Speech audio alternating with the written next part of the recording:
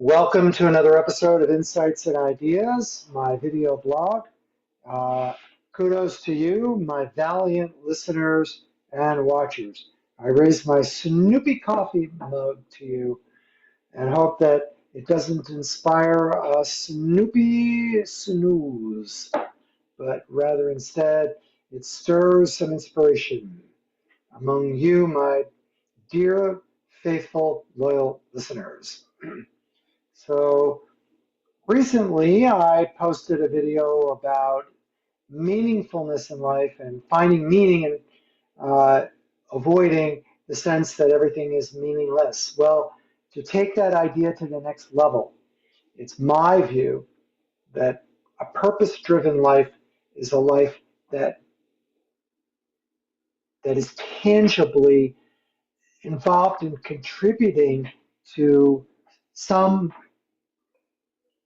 measurable outcome. Doesn't have to involve assistance to other people, although that is nice.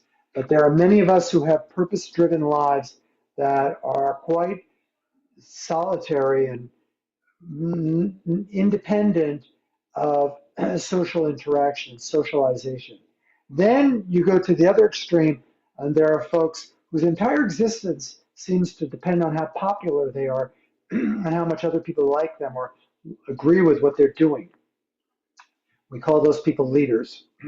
And then there's probably all the rest of us that are in some kind of a mushy gray in between. We're not completely cut off and isolated doing our own thing, but we're also not in the spotlight garnering global fame and attention because of our influence. We're just slogging through day by day. So wherever we tend to fall in that continuum, I think that the key to a happy and content life is a sense that there is a measurable outcome and a measurable result to our work. I know that in my dark times, I come back to that. And recently I struggled with that because after many years as a litigation attorney, I started to feel the heavy toll of burnout and stress and toxic secondary trauma, making me want to run and hide and not be immersed in the thick of it. And then somehow that dark mood passed, and I'm experiencing at the moment the exact opposite, which is positive feedback from contributing and helping and interacting with clientele, judges, opposing counsel, colleague attorneys, allied professionals. So the social aspect of my job is now giving me that impetus to carry on because it's concrete and it's measurable insofar as other people see my work and give me concrete feedback. Not always good, but concrete feedback about what I'm doing. So, to sum it all up in a quick uh, video blog that maybe you could take with you, um, in my estimation, what helps transform a boring life to a purposeful life, a satisfying life, is tangible, concrete action, however you define action to be. Doesn't mean you have to go out there and be Mr. or Ms. Popularity. Doesn't mean you have to be a stoic who's deliberately going against the grain in order to pursue a philosophical point in defiance of society and its expectations. It means that being true to your own inner compass, you can wake up every day knowing that there's specific concrete things that you want to check off of your own list.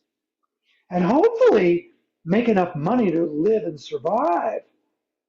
Let's not define our philosophy in such elaborate terms that it becomes too expensive. Happiness should not be expensive.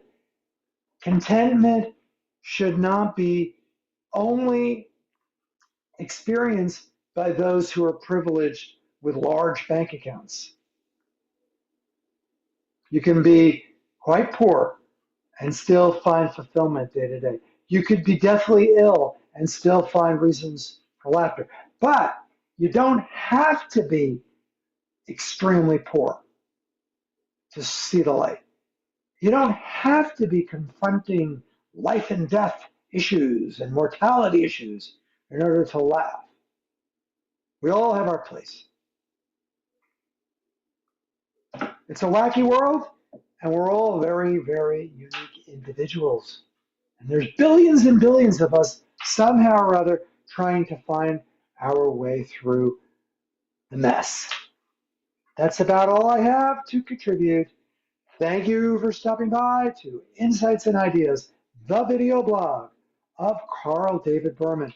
If you like what you heard, please click that like button and subscribe so you know when I've posted another video. Cheers to you.